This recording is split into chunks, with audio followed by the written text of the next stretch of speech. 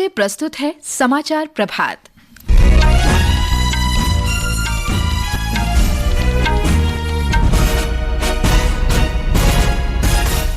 प्रधानमंत्री नरेंद्र मोदी ने डिजिटल धोखाधड़ी, साइबर अपराध और आर्टिफिशियल इंटेलिजेंस प्रौद्योगिकी से उत्पन्न खतरों पर चिंता व्यक्त की है।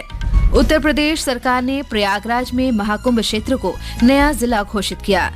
यूनिफाइड पेमेंट्स इंटरफेस यूपीआई ने इस वर्ष अक्टूबर में 16 अरब 58 करोड़ वित्तीय लेन देन का नया रिकॉर्ड बनाया। मरुस्थलीकरण की रोकथाम के लिए संयुक्त राष्ट्र संधि में शामिल देशों का 16वां सम्मेलन आज से सऊदी अरब के रियाद में शुरू होगा। भारत ने ओमान के मस्कट में जूनियर एशिया कप हॉकी के पूल ए में दक्षिण कोरिया को 8-1 से हराकर शीर्ष स्थान प्राप्त किया। और विश्व शतरंज चैंपियनशिप में भारतीय ग्रैंड मास्टर डी गुकेश और चीन के मौजूदा चैंपियन डिंग लिजेन के बीच एक और मैच सिंगापुर में ड्रॉ। समाचार प्रभात के साथ मैं फरहत नाज। प्रधानमंत्री नरेंद्र मोदी ने डिजिटल धोखाधड़ी, साइबर अपराध और आर्टिफिशियल इंटेलिजेंस प्रौद्योगिकी, विशेषकर डीप फेक से उत्पन्न खतरों पर गंभीर चिंता व्यक्त की है। भुवनेश्वर में 59वें अखिल भारतीय पुलिस महानिदेशक और महानिरीक्षक सम्मेलन के समापन सत्र को संबोधित करते हुए प्रधानमंत्री ने पुलिस पर कार्यभार कम करने के लिए नई प्रौद्योगिकियों के उपयोग पर बल दिया। उन्होंने पुलिस थानों को संसाधन आवंटन का केंद्र बिंदु बनाने का भी सुझाव दिया। ब्यौरा हमारे संवाददाता से। प्रधानमंत्री नरेंद्र मोदी ने कहा कि राष्ट्रीय और अंतर्राष्ट्रीय सुरक्षा चुनौतियों पर व्यापक विचार विमर्श हुआ। उन्होंने सम्मेलन के दौरान सुझाई गई रणनीतियों पर संतोष व्यक्त किया। प्रधानमंत्री ने पुलिस नेतृत्व से डिजिटल जालसाजी, साइबर अपराध और आर्टिफिशियल इंटेलिजेंस के संभावित संकटों से निपटने के लिए भारत के प्रौद्योगिकी क्षमता दोगुनी कर इस चुनौती को अवसर में बदलने की अपील की। शहरी पुलिस प्रबंधन में प्रभावी कदमों की सराहना करते हुए श्री मोदी ने सुझाव दिया कि प्रत्येक पहल देश के 100 शहरों में समन्वित रूप से लागू की जाए। उन्होंने स्मार्ट पुलिसिंग के मंत्र पर जोर दिया तथा पुलिस बल को और अधिक सतर्क, कौशल संपन्न, विश्वसनीय और पारदर्शी बनने का आग्रह किया। भानु प्रताप सिंह, आकाशवाणी समाचार, दिल्ली। उत्तर प्रदेश सरकार ने प्रयागराज में महाकुंभ क्षेत्र को नया जिला घोषित किया है। ये नवगठित जिला महाकुंभ मेला क्षेत्र के रूप में निर्दिष्ट किया गया है। ये निर्णय कुंभ मेले के प्रबंधन और प्रशासन को प्रभावी बनाने के उद्देश्य से लिया गया है। इस वर्ष माघ मेले के दौरान प्रधानमंत्री नरेंद्र मोदी और मुख्यमंत्री योगी आदित्यनाथ ने ये विचार सामने रखा था। प्रत्येक 12 वर्ष पर लगने वाला महाकुंभ अगले वर्ष 13 जनवरी से शुरू होगा और 26 फरवरी को संपन्न होगा। भारतीय संस्कृति के संवर्धन में महाकुंभ का विशिष्ट योगदान है। रेल एवं खाद्य प्रसंस्करण उद्योग राज्य मंत्री रवनीत सिंह बिट्टू ने कांग्रेस अध्यक्ष और कांग्रेस सांसदों से कहा है कि वे पंजाब के किसानों को न्यूनतम समर्थन मूल्य न मिलने के बारे में सीबीआई जांच की मांग करें। Shri Bittu cantonment railway station के पुनर्विकास कार्य के निरीक्षण के सिलसिले में कल जालंधर में थे। मीडिया से बातचीत में उन्होंने कहा कि केंद्र सरकार पंजाब को 44,000 करोड़ रुपए न्यूनतम समर्थन मूल्य के रूप में भेज चुकी है। उन्होंने कांग्रेस से मामले की सीबीआई जांच की मांग प्रधानमंत्री और पंजाब के राज्यपाल से करने को कहा। मैं कांग्रेस पार्टी ਦੇ ਪ੍ਰਧਾਨ ਨੂੰ ਵੀ ਕਹਿਣਾ, ਕਾਂਗਰਸ ਪਾਰਟੀ ਦੇ ਐਮਪੀਆਂ ਨੂੰ ਵੀ ਕਹਿਣਾ, ਕੱਲ ਨੂੰ ਹੀ ਜਾ ਕੇ ਸਾਰੇ ਮੈਂਬਰ ਪਾਰਲੀਮੈਂਟ ਸੀਬੀਆਈ ਇਨਕੁਆਇਰੀ ਦੀ ਗਵਰਨਰ ਸਾਹਿਬ ਕੋਲ ਜਾ ਕੇ ਡਿਮਾਂਡ ਕਰਨ, ਪ੍ਰਧਾਨ ਮੰਤਰੀ ਜੀ ਕੋਲ ਡਿਮਾਂਡ ਕਰਨ, ਅਮਿਤ ਸ਼ਾਹ ਜੀ ਕੋਲ ਡਿਮਾਂਡ ਕਰਨ, ਨੱਡਾ ਸਾਹਿਬ ਕੋਲ ਜਾ ਕੇ ਡਿਮਾਂਡ ਕਰਨ, ਕੋਰਟ 'ਚ ਜਾ ਕੇ ਡਿਮਾਂਡ ਕਰਨ ਵੀ ਸਾਨੂੰ ਭਾਈ ਪੰਜਾਬ ਜਿਹੜੀ ਸੈਂਟਰ ਨੇ ਐਮਐਸਪੀ ਭੇਜੀ ਕਿਸਾਨਾਂ ਨੂੰ ਨਹੀਂ ਮਿਲੀ 300 ਰੁਪਈਆ, ਇਹਦਾ ਮਤਲਬ ਭਗਵੰਤ ਮਾਨ ਦੀ ਸਰਕਾਰ ਹਜ਼ਾਰਾਂ ਕਰੋੜ ਰੁਪਈਆ ਖਾ ਗਈ। श्री बिट्टू ने कहा कि विश्व स्तरीय सुविधाओं से लैस कंटोनमेंट रेलवे स्टेशन की आधुनिक इमारत का लोकार्पण अगले वर्ष अप्रैल तक कर दिया जाएगा। राष्ट्रपति द्रौपदी मुर्मू कल अंतर्राष्ट्रीय दिव्यांगजन दिवस पर राष्ट्रीय दिव्यांगजन सशक्तिकरण पुरस्कार प्रदान करेंगे। कुल 22 व्यक्तियों और 11 संस्थानों को राष्ट्रीय पुरस्कार से सम्मानित किया जाएगा। सामाजिक न्याय और अधिकारिता मंत्री डॉक्टर वीरेंद्र कुमार इस अवसर पर दिव्यांगजन के सशक्तिकरण के लिए अनेक कल्याणकारी योजनाओं का शुभारंभ करेंगे। सर्वश्रेष्ठ दिव्यांगजन श्रेणी में व्यक्तिगत उत्कृष्टता के लिए इस वर्ष अमर जैन राष्ट्रीय पुरस्कार ग्रहण करेंगे। वे 100% दृष्टिबाधित लोगों को कानूनी परामर्श उपलब्ध कराते हैं। अमर जैन ने अपनी प्रेरक जीवन कथा साझा करते हुए उनके समक्ष आई बाधाओं का उल्लेख किया।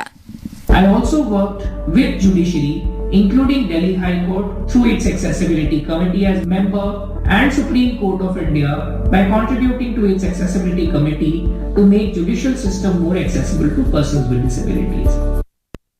ये समाचार हमारी वेबसाइट www.newsonair.gov.in और हमारी news on AIR mobile app पर भी उपलब्ध हैं।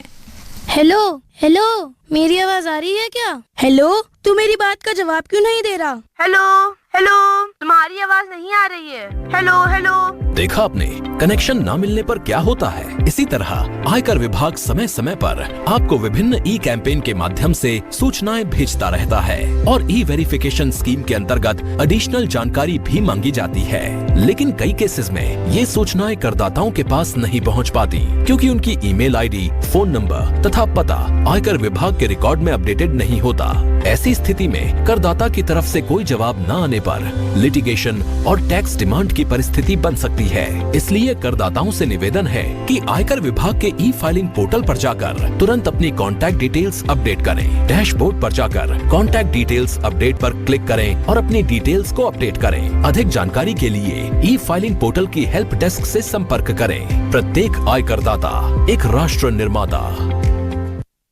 समाचार प्रभात में आपका फिर स्वागत है। यूनिफाइड पेमेंट्स इंटरफेस यूपीआई से इस वर्ष अक्टूबर में 16 अरब 58 करोड़ वित्तीय लेन देन हुआ है। केवल एक महीने में यूपीआई से इस लेन देन में लगभग 23,49,000 करोड़ रुपए का भुगतान किया गया। पिछले वर्ष अक्टूबर की तुलना में ये 45% अधिक है। हमारे संवाददाता की एक रिपोर्ट।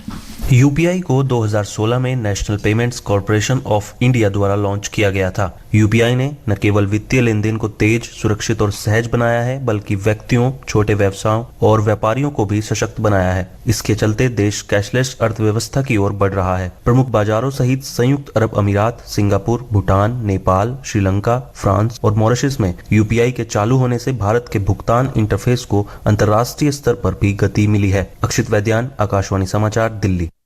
मरुस्थलीकरण की रोकथाम के लिए संयुक्त राष्ट्र संधि में शामिल देशों का 16वां सम्मेलन आज सऊदी अरब के रियाद में शुरू हो रहा है। पहली बार पश्चिम एशिया इस महत्वपूर्ण पर्यावरणीय सम्मेलन की मेजबानी कर रहा है। भारत इस संधि की 30वीं वर्षगांठ पर आयोजित सम्मेलन में शामिल होगा। ब्यौरा हमारे संवाददाता से। पर्यावरण मंत्री भूपेंद्र यादव और हरियाणा के मुख्यमंत्री नायब सिंह सैनी के नेतृत्व में भारतीय प्रतिनिधिमंडल आज अंतर्राष्ट्रीय प्रकृति संरक्षण संघ मंडप में आयोजित एक महत्वपूर्ण कार्यक्रम में भाग लेगा। प्रतिनिधिमंडल अरावली ग्रीन वॉल परियोजना प्रस्तुत करेगा, जो उत्तर पश्चिम भारत के 4 राज्यों में 10,15,000 हेक्टेयर बंजर भूमि को उर्वरक बनाने की व्यापक पहल है। ये परियोजना मरुस्थलीकरण, बंजर भूमि का विस्तार और सूखे की आपदा रोकने के भारत के नवाचारी प्रयासों को वनीकरण, जैव विविधता संरक्षण और उन्नत जल प्रबंधन रणनीतियों के माध्यम से सफल बनाएगी। ये पहल सामुदायिक सहयोग से भौगोलिक सूचना प्रणाली और प्रकृति अनुरूप समाधान लागू करेगी। दुबई से विनोद कुमार की रिपोर्ट के साथ समाचार कक्ष से मृगनयनी पांडे। प्लास्टिक प्रदूषण से निपटने की संधि को अंतिम रूप देने के लिए दक्षिण कोरिया के बुसान में हुआ वैश्विक सम्मेलन कल बेनतीजा समाप्त हो गया।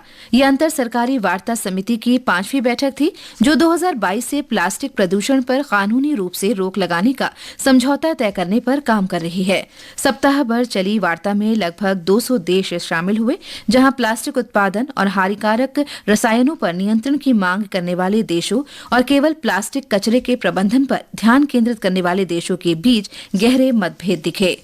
बांग्लादेश ने इस्कॉन के 83 सदस्यों को वैध पासपोर्ट और वीजा होने के बावजूद बेनापोल चेकपोस्ट से भारत आने से रोक दिया है। बेनापोल आप्रवासन पुलिस के प्रभारी अधिकारी इम्तियाज एहसानुल कादर बुहिया ने इस बात की पुष्टि करते हुए कहा कि इस्कॉन के सदस्यों के पास यात्रा के लिए सरकारी अनुमति नहीं थी।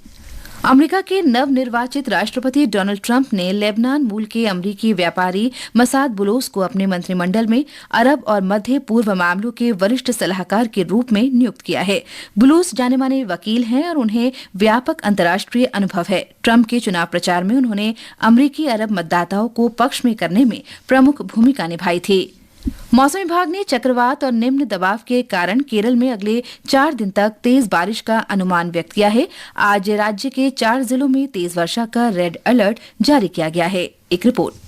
मलप्पुरम, कोझिकोड, वायनाड और कन्नूर जिले रेड अलर्ट पर हैं। केरल के 5 जिलों में ऑरेंज अलर्ट और 3 जिलों में येलो अलर्ट जारी किया गया है। कोट्टायम, पथानामथिट्टा, वायनाड जिलों में आज सभी शैक्षणिक संस्थानों में छुट्टी घोषित की गई है। मछुआरों को केरल, कर्नाटक, लक्षद्वीप तट से समुद्र में जाने से मना किया गया है। भारी बारिश को देखते हुए केरल राज्य आपदा प्रबंधन प्राधिकरण ने भूस्खलन, बांध, जल ग्रहण क्षेत्रों और नदी तटों पर रहने वाले लोगों को सुरक्षित स्थानों पर जाने का निर्देश दिया है। मुख्यमंत्री पिनाराई विजयन ने पहाड़ी क्षेत्रों में रहने वाले लोगों से सतर्क रहने और आधिकारिक निर्देशों का पालन करने को कहा है। तिरुवनंतपुरम से मयूषा की रिपोर्ट के साथ समाचार कक्ष से मैं नईम अख्तर।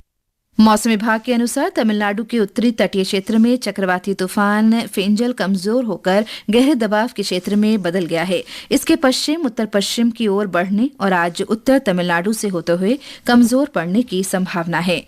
और अब खेल खबरों के साथ हैं जया भारती।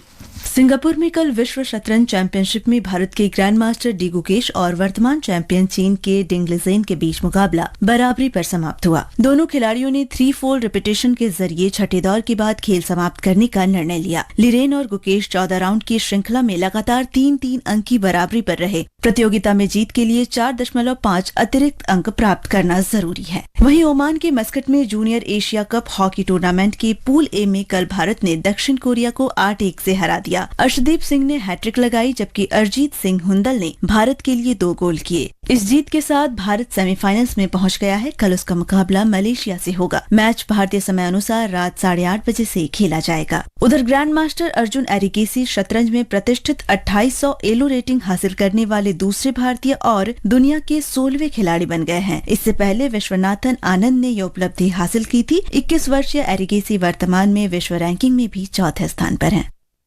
आकाशवाणी का समाचार सेवा प्रभाग साप्ताहिक फोन इन कार्यक्रम पब्लिक स्पीक में आज रात 9:30 बजे मानसिक स्वास्थ्य संबंधी समस्याओं के समाधान पर परिचर्चा प्रसारित करेगा। दिल्ली स्थित अखिल भारतीय आयुर्विज्ञान संस्थान के मनोचिकित्सा विभाग के प्रोफेसर डॉक्टर राजेश सागर विषय से संबंधित प्रश्नों के उत्तर देंगे। कार्यक्रम के दौरान श्रोता मानसिक स्वास्थ्य के महत्व, आने वाली समस्याओं और इनके समाधान पर आमंत्रित विशेषज्ञों से प्रश्न पूछ सकते हैं।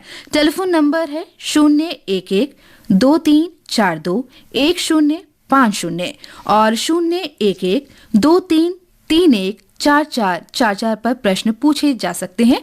नंबर एक बार फिर सुन लें, 011-2342-1050 पर आप सवाल पूछ सकते हैं। इसके अलावा व्हाट्सएप के माध्यम से 928909444 पर प्रश्न भेजे जा सकते हैं या #AskAIR के साथ एक्स पर पोस्ट किए जा सकते हैं। ये समाचार आकाशवाणी से प्रसारित किए जा रहे हैं। ताज़ा समाचार जानने के लिए आप हमारे social media handle X @AIR News Hindi को फॉलो कर सकते हैं। और अब आज के समाचार पत्रों की सुर्खियों के साथ है नवीन सक्सेना। धन्यवाद फरहत। तमिलनाडु पुडुचेरी में फेंजल का कहर नवभारत टाइम्स सहित अधिकतर अखबारों की सुर्खी है। हिंदुस्तान लिखता है फेंजल से भारी बारिश, रनवे पर उतर रहा विमान हवा में लहराया। अमर उजाला की खबर है फेंजल से पुडुचेरी में भारी बारिश, 30 साल का रिकॉर्ड टूटा। ब्रिक्स करेंसी पर डोनाल्ड ट्रंप की चेतावनी, उत्पादों पर लगाएंगे 100% आयात शुल्क। दैनिक जागरण की सुर्खी है। वहीं राजस्थान पत्रिका ने विदेश मंत्री डॉक्टर एस जयशंकर की टिप्पणी प्रकाशित की है। पत्र लिखता है भारत डॉलर में व्यापार से हटने के खिलाफ है, चाहता है रुपए की मजबूती। प्रधानमंत्री ने साइबर अपराधों पर जताई चिंता, कहा विकसित भारत के दृष्टिकोण अनुरूप अपने को ढाले पुलिस। जनसत्ता ने यह खबर अपने पहले पन्ने पर प्रकाशित की है। देश में अब हर चौथा शेयर निवेशक महिला, कुल 10.5 करोड़ में 2.5 करोड़ महिलाएं। दैनिक भास्कर में यह खबर आंकड़ों सहित प्रकाशित की गई है। निर्माण श्रमिकों को फिर आर्थिक योजना का लाभ मिलेगा, हिंदुस्तान की खबर है। पत्र लिखता है एलजी ने निर्माण श्रमिक कल्याण बोर्ड के गठन को लेकर भेजे गए प्रस्ताव को मंजूरी दी। साल में 2 बार टीका लगवाने से रोकेगा HIV संक्रमण। अमेरिका, कनाडा और यूरोप में पहले से मिल रहा लेना कापावीर टीका। अमर उजाला की सुर्खी है। धन्यवाद नवीन। और अंत में मुख्य समाचार एक बार फिर। प्रधानमंत्री नरेंद्र मोदी ने डिजिटल धोखाधड़ी, साइबर अपराध और आर्टिफिशियल इंटेलिजेंस प्रौद्योगिकी से उत्पन्न खतरों पर चिंता व्यक्त की है। उत्तर प्रदेश सरकार ने प्रयागराज में महाकुंभ क्षेत्र को नया जिला घोषित किया। यूनिफाइड पेमेंट्स इंटरफेस यूपीआई ने इस वर्ष अक्टूबर में 16 अरब 58 करोड़ वित्तीय लेन देन का नया रिकॉर्ड बनाया। मरुस्थलीकरण की रोकथाम के लिए संयुक्त राष्ट्र संधि में शामिल देशों का 16वां सम्मेलन आज से सऊदी अरब के रियाद में शुरू होगा। भारत ने ओमान के मस्कट में जूनियर एशिया कप हॉकी के पूल ए में दक्षिण कोरिया को 8-1 से हराकर शीर्ष स्थान प्राप्त किया। इसके साथ ही समाचार प्रभात का ये अंक समाप्त हुआ। नमस्कार।